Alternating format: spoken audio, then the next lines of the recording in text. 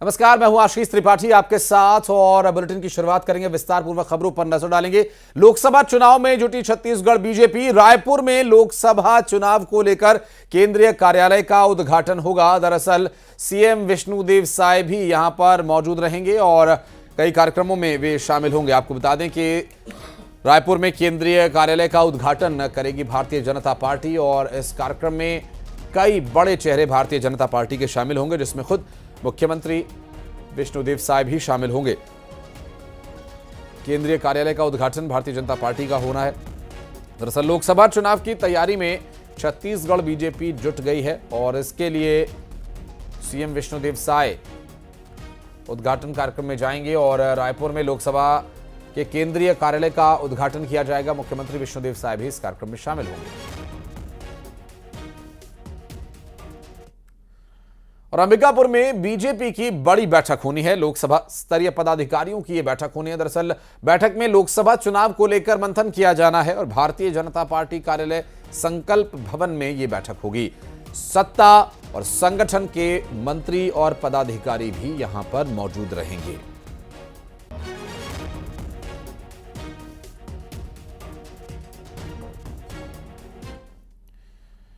और भिलाई से इस बीच एक बड़ी खबर आ रही है। आपको बता दें कि एनएसपीसीएल में अमोनिया गैस का रिसाव हुआ, जिसमें पुलिस ने एफआईआर दर्ज कर ली है। प्रबंधन और ठेका कंपनी और सुपरवाइजर के खिलाफ एफआईआर दर्ज की गई है। घायल श्रमिक की शिकायत पर यह कार्रवाई की। भट्टी पुलिस पूरे मामले की जांच कर रही है। प्रबंधन ठेका कंपनी पर एफआईआर दर्ज की गई है और घायल मजदूर जिसे ये अमोनिया गैस के रिसाव से जो प्रभावित हुआ है उसे फिलहाल इलाज दिया गया और उसी की शिकायत पर यह कार्रवाई की गई है। और मिथिलेश हमारे सहयोगी इस वक्त हमारे साथ जुड़ रहे हैं। मिथिलेश, अमोनिया गैस के रिसाव के मामले में लापरवाही कहीं ना कहीं रही। पुलिस में एफआईआर तो हो गई है, कार्रवाई क्या कुछ की जा रही है? देखिए, अभी कार्रवाई नहीं की गई। अभी एफआईआर दर्ज करके पूरे मामले में जांच की जा रही है और एक दिन पूर्व ही शिकायतकर्ता ने अपनी शिकायत दर्ज करवाई थी। ये कहना था कि उन लोग 7वीं मंजिल में वहां पर काम कर रहे थे, बॉयलर 1 में काम किया जा रहा था। उस दौरान पर ये उनको सुरक्षा उपकरण के वहां पर भेजा गया जो लापरवाही दर्शाता है। एक दिन पहले ही वहां पर सफाई हुई थी और रासायनिक जो पदार्थों से वहां पर सफाई की गई थी, जिस वजह से वहां पर अमोनिया गैस बन गई और वो वहां पर पहुंचे, जिस वजह से उनकी तबीयत खराब होने लगी और वो लोग बेहोश हो गए। इस पूरे मामले में कहीं न कहीं लापरवाही सीधे सामने आई है। इसमें प्रबंधन है और ठेका कंपनी है, इसमें सीधी लापरवाही सामने आई है। इस वजह से उनके खिलाफ में एफआईआर दर्ज की गई है। सुपरवाइजर के खिलाफ में भी एफआईआर दर्ज की गई है और अब जांच को आगे बढ़ाया जाएगा। उसके बाद में हो सकता है कि आने वाले समय में कार्रवाई, गिरफ्तारी की भी कार्रवाई। आप नजर बनाए रखिएगा, आगे अपडेट लेते रहेंगे। मिथिलेश, आपसे बहुत बहुत शुक्रिया आपका जानकारी के लिए। और सूरजपुर में एकलव्य विद्यालय की सैकड़ों छात्राएं सड़क पर उतर आई हैं। कड़ाके की ठंड में बीच सड़क पर बैठकर आंदोलन कर रही हैं। प्रतापपुर जनपद कार्यालय के सामने सड़क पर बैठी छात्राएं आश्रम अधीक्षक को हटाए जाने की कर रही हैं मांग। आश्रम अधीक्षक पर मनमानी करने का आरोप लगाया। पुलिस अमला मौके पर पहुंचा, समझाइश में जुटा हुआ है।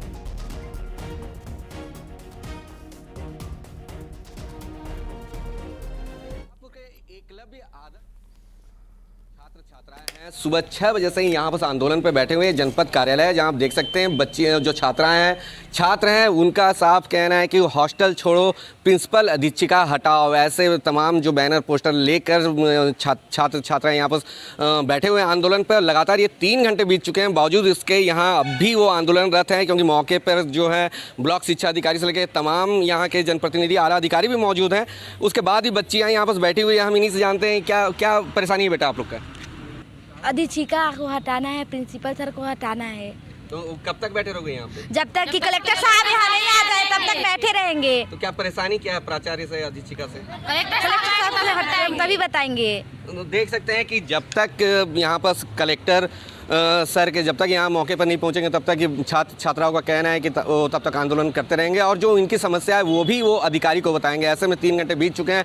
मौके पर फिलहाल जो समझाइश का दौर जारी है, बावजूद छात्र छात्राएं अपने प्राचार्य को हटाने की मांग और कलेक्टर से मुलाकात करने की मांग को लेकर यहाँ धरने पर बैठे हुए। ये धरना कब तक जारी रहता है ये तो देखने वाली बात होगी। वरुण राय, न्यूज़ 18 सूरजपुर। ऐसे हमारे सहयोगी इस वक्त हमारे साथ मौजूद हैं। वरुण, कुछ बातचीत बनी, कोई बीच का रास्ता निकल रहा है या प्रदर्शन अभी भी जारी है? जी आशीष, देखिए अभी तत्काल की बात है कि जिस तरह से लगातार सवेरे से 4 घंटे से लगातार प्रदर्शन कर रही थी बच्चियां, और इनका साफ कहना था कि वो कलेक्टर को ही अपनी समस्या को बताएंगे। हालांकि वो जो प्राचार्य हैं और अधीक्षिका है उसको हटाने की मांग पर अड़े हुए थे। ऐसे में लगातार समझाइश के दौर के बाद जब एसडीएम और शिक्षा विभाग के आला अधिकारी यहाँ पहुंचे और कलेक्टर ने छात्रों से, आंदोलनकारी छात्रों से फोन पर चर्चा किया, उनको आश्वासन दिया कि हॉस्टल में ही जाके एसडीएम जो है वो सभी बच्चों के समस्याओं से अवगत होगी और वो जांच करेंगी और कार्रवाई का आश्वासन दिया, और तत्काल जो है प्राचार्य और अधीक्षिका को हटाने का आश्वासन दिया है। इसी के तहत अभी जो है पूरे बच्चों के साथ में पूरे विभागीय अधिकारी जो है वो फिलहाल हॉस्टल की ओर गए हैं, जहां उनकी समस्याओं की जांच की जाएगी और उसके बाद आगे की कार्रवाई की जाएगी। जी, समस्या क्या बता रहे हैं बच्चे, खुद से क्या बता रहे हैं? जांच में जो सामने आएगा वो तो चलिए बात की बात है, लेकिन अभी खुद क्या बता रहे हैं वो? देखिए, जिस तरह से उन्होंने कलेक्टर से फ़ोन पर चर्चा किया और उन्होंने बताया कि लगातार उनके साथ मारपीट की जाती है बच्चों के साथ, और भी जो छात्राएं हैं उनके साथ भी कुछ बातें हैं, तो जो अंदरूनी बातें हैं और वो एक महिला जो अधिकारी हैं वो जाके उनसे चर्चा करेंगी और उनकी समस्याओं से अवगत होंगी, उसके बाद ही कुछ कहा जा सकेगा। बहुत शुक्रिया आपका इस पूरे मामले पर जानकारी के लिए वरुण। बिलासपुर से बड़ी खबर, पीएम आवास निर्माण में लाखों की गड़बड़ी का मामला। रोजगार सहायक पर फर्जीवाड़े का आरोप, सरपंच ने रोजगार सहायक के खिलाफ कलेक्टर से शिकायत की। अधूरे आवास को पूरा बताकर हितग्राहियों की राशि को निकालने का आरोप है। कलेक्टर ने जिला पंचायत सीईओ को जांच के निर्देश दिए हैं। उमेश हमारे सहयोगी फोन लाइन पर है इस वक्त। उमेश, जांच के आदेश दे दिए गए हैं, लेकिन अभी तक तथ्य क्या कुछ सामने आए, क्या है पूरा मामला? आवास में जो रोजगार सहायक है उसके ऊपर फर्जीवाड़े का आरोप लगा है। पूरा मामला मस्तूरी के ग्राम पंचायत विद्याडी का है और सरपंच ने ये आरोप लगाया है कि कागजों में अधूरे निर्माण को पूरा बताकर ये हितग्राहियों की राशि को रहित कर रहा था, हरण कर रहा था, और उसके बाद जब इस हितग्राहियों को पता चला कि उनके मकान का जो पैसा है वो राशि निकल चुकी है और अधूरा निर्माण है, तो इसकी शिकायत उन्होंने सरपंच से की। सरपंच ने इस पूरे मामले की शिकायत कलेक्टर से की है। कलेक्टर ने इस पूरे मामले को लेकर जिला पंचायत के सीईओ को जांच का निर्देश दिया और कड़ी कार्रवाई करने के निर्देश जो है वो रोजगार सहायक के खिलाफ की है। निश्चित रूप से एक बड़ा मामला निकलकर सामने, लगभग सैकड़ों की संख्या में जो है आवास के जो हितग्राही हैं उनके पैसे का हरण किया गया है। अब देखना यह होगा कि इस पूरे मामले में किस तरह की कार्रवाई होगी, किस तरीके से जांच का पैमाना होगा और क्या कार्रवाई करती है जिला पंचायत। जी, बहुत शुक्रिया आपका इस पूरे मामले पर जानकारी देने के लिए उमेश। और सूरजपुर में हाथियों की दहशत देखने को मिल रही है। किसानों की फसलों को नुकसान पहुंचाया 29 हाथियों का दल यहां घूम रहा है। ग्रामीणों ने हाथियों को भगाया। हाथियों को भगाने का वीडियो भी सामने आया। दरअसल हाथियों की मौजूदगी से ग्रामीणों में दहशत है।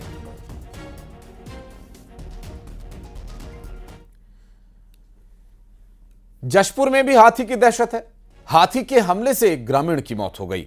बताया जा रहा है कि ग्रामीण पर हाथी ने हमला किया और ये दल से भटक कर अकेला क्षेत्र में घूम रहा था। और पथलगांव वन परिक्षेत्र के बालाझार का ये पूरा मामला बताया जा रहा है, जहां हाथी के हमले में एक शख्स की जान चली गई।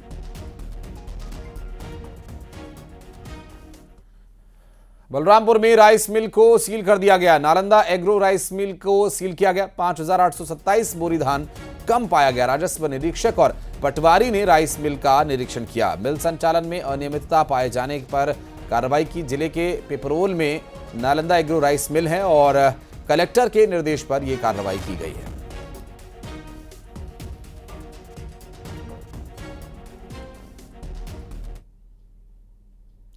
और बालोद में सांड छत पर जा चढ़ा। मकान की छत पर शनिवार रात से ही एक सांड चढ़ा हुआ है और गौसेवक उसे 3 दिन से छत पर ही चारा पानी दे रहे हैं। प्रशासन क्रेन की मदद से सांड को उतारने की कोशिश करेगा।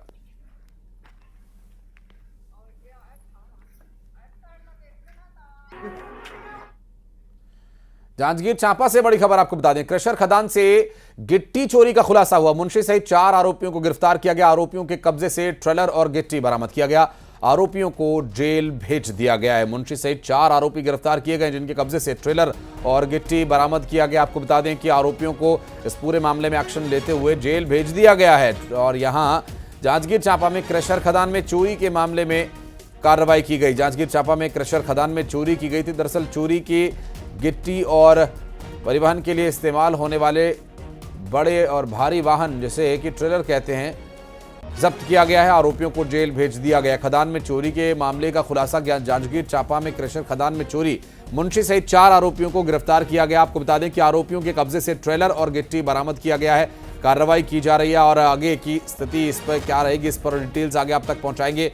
खदान में चोरी के खुलासे में जांजगीर चांपा में क्रशर सहित यहां से खदान में जो गिट्टी है वो बरामद की गई है। ट्रेलर और गिट्टी बरामदगी के मामले में आरोपियों को अब गिरफ्तार कर जेल भेज दिया गया है। आगे क्या कुछ स्थिति रहेगी, डिटेल्स आगे आप तक पहुंचाएंगे। फिलहाल जानकारी ये मिल रही है कि जांजगीर चांपा में क्रशर सहित गिट्टी बरामद की गई। मुंशी सहित 4 आरोपियों को गिरफ्तार किया गया। आरोपियों के कब्जे से ट्रेलर और गिट्टी बरामद की। आरोपियों को फिलहाल गिरफ्तार करके जेल भेज दिया गया है। खदान से चोरी के मामले का यह खुलासा, जिसमें पुलिस ने कार्रवाई करते हुए सिटी कोतवाली से पूरे एक्शन में आकर फिलहाल आरोपियों को गिरफ्तार कर लिया गया और आरोपियों के पास से गिट्टी भी बरामद की है और जो क्रशर होता है, क्रशर जिससे कि गिट्टी को क्रश करने के लिए इस्तेमाल किया जाता है, उस क्रशर को भी पुलिस ने यहां से बरामद कर लिया। खदान से चोरी के खुलासे के मामले में पुलिस ने जानकारी दी कि आरोपियों को गिरफ्तार कर जेल भेज दिया गया है और आरोपियों के कब्जे से गिट्टी और क्रशर को जब्त कर लिया गया। जांजगीर चांपा में स्टोन क्रशर में खदान में स्टोन क्रशर को लेकर स्टोन्स को यहां से जब्त किया गया था और साथ ही क्रशर को भी यहां से जब्त किया गया है। आरोपियों को फिलहाल जेल भेज दिया गया है।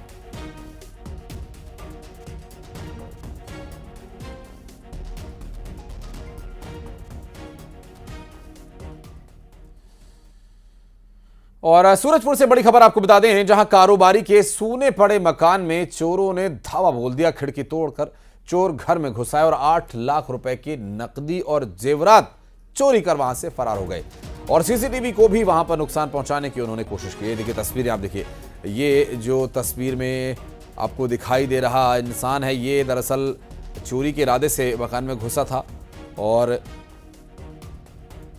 खिड़की को तोड़ करके इसने मकान के अंदर घुस करके 8 लाख रुपए की कीमत की नकदी और जेवरात को चोरी किया। सूरजपुर से ये पूरा घटनाक्रम सामने आया है।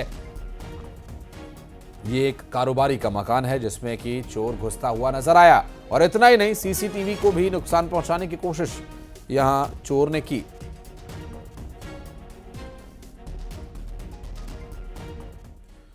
और गरियाबंद से बड़ी खबर आपको बता दें, चीतल के शिकार करने वाले 10 शिकारी गिरफ्तार किए गए।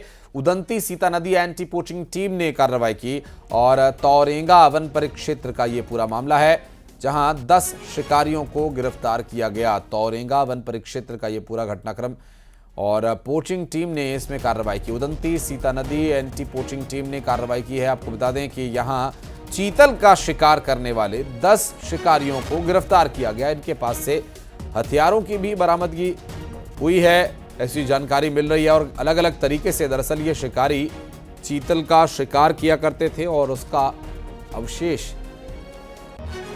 बेचने के लिए ये अपराध किया करते थे। एंटी पोचिंग टीम ने ये गिरफ्तारी की है।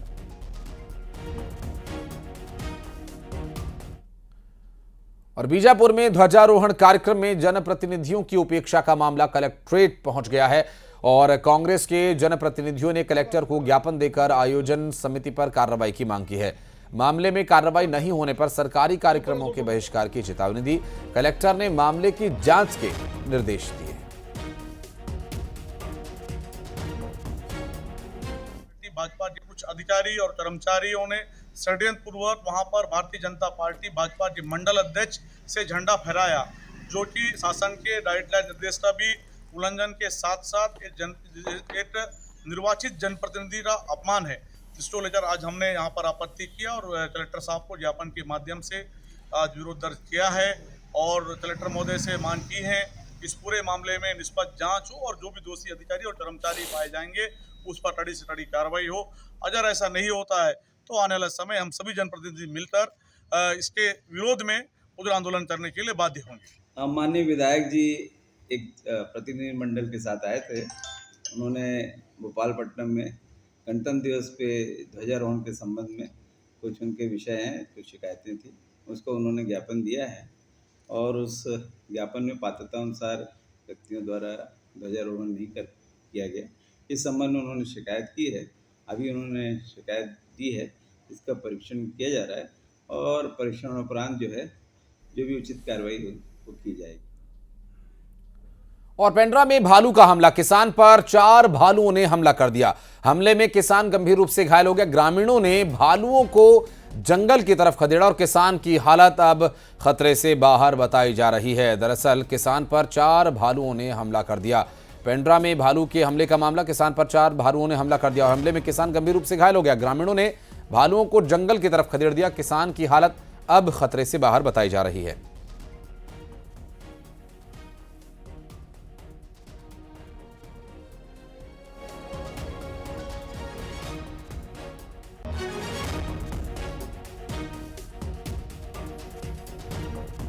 पेंड्रा में ये भालू के हमले से घायल हुआ शख्स, और 1, 2, 3 नहीं बल्कि पूरे 4 भालुओं ने इस पर हमला किया था। भालू के हमले में ग्रामीण बुरी तरह से घायल हो गया।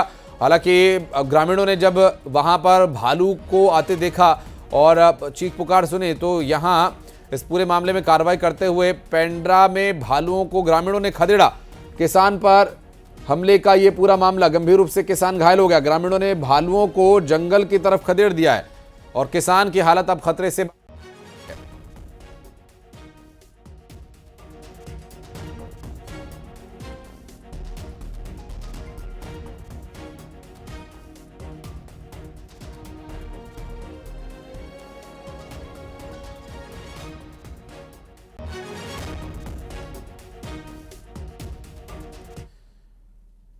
और जगदलपुर में पर्यटकों के लिए जल्द मगरमच्छ पार्क बनाया जाएगा। दरअसल zoological survey of India, Delhi और कोलकाता की टीम कांगेर घाटी राष्ट्रीय उद्यान में आएगी और दोनों टीम्स फरवरी के पहले सप्ताह में राष्ट्रीय उद्यान का दौरा करेंगे।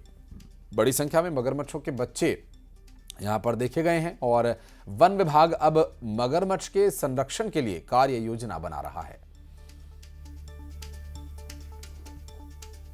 कैंपा परियोजना अंतर्गत कार्य कर रहे हैं और इससे हमारे जो लोकल स्थानीय हमारे जो युवा है उनको हमने मगर मित्र के रूप में रखा था और उससे संरक्षण के दिशा में काफ़ी अच्छा काम हुआ है।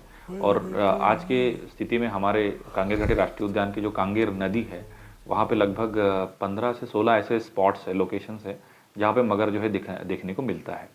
और इसमें ग्रामीणों ने काफ़ी संरक्षण की दिशा में काम किया है, उनकी सहभागिता काफ़ी इसमें है। और इसी के चलते हमने अभी इस वर्ष जो है मगर की गणना का कार्य जो है करना प्रस्तावित है। 3 और 4 फरवरी को ये गणना प्रस्तावित है, जिसमें जूलॉजिकल सर्वे ऑफ इंडिया के जो साइंटिस्ट है और जो लोकल जो हमारे विद्यार्थी है इनको भी इस दिशा में हमने जोड़ा है। तो ये 2 दिवसीय गणना का कार्यक्रम रहेगा, जिससे हमको पता चलेगा कि किन किन लोकेशन पे और कितनी संख्याओं में वो दिख रहे हैं, मगर दिख रहे हैं और उनके संरक्षण के लिए और क्या प्रयास और किए जा सकते हैं। महासमुंद जिले में एक ऐसा स्कूल है जहां बच्चे क्लासरूम के बाद जंगल में बैठकर प्रकृति के साथ पढ़ाई कर रहे हैं। 2 साल पहले बच्चों को प्रकृति से जोड़कर पढ़ने का प्रस्ताव रखा गया था और इसके बाद पहाड़ों जंगलों के बीच नेचर क्लास शुरू हुई। यहाँ के बच्चों ने राज्य स्तरीय इको क्लब प्रतियोगिता में 50,000 रुपए का इनाम भी जीता और प्रकृति के बीच गणित, फिजिक्स को अनूठे तरीके से पढ़ाया जाता है। जैसे हम अभी देख लो गांव से कितना फीट ऊंचा आ गए होंगे, है ना। तो दरअसल में हमको अनुमान वो सामने देख रहे हैं वो क्या है। और बढ़ते आगे खबरों पे नजर डालेंगे फटाफट अंदाज में, दिखाते हैं आपको।